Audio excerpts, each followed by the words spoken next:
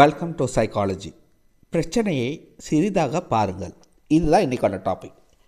இப்போது நம்ம வாழ்க்கையில் எல்லாருக்குமே எந்த தருணத்துலையுமே பிரச்சனை என்பது வரக்கூடியது தான். அந்த பிரச்சனையை நம்ம பெருசாக எடுத்துக்கிறோமா இல்லை சாதாரணமாக எடுத்துக்கிறோமா, அதுதான் பெரிய பாயிண்ட்டு. இப்போ பிரச்சனையை நம்ம பெருசாக எடுத்துக்கிட்டோன்னா அது முன்னாடி நம்ம சிறுசாகிடுறோம், அதாவது சின்னதாகிடுறோம். அதாவது அதை பெருசாக எடுத்துக்கும் போது அதை தீர்க்க முடியாது, இல்லை தீர்க்கிறதுக்கு கஷ்டம் அப்படின்னு கஷ்டப்படுறோன்னு அர்த்தம்.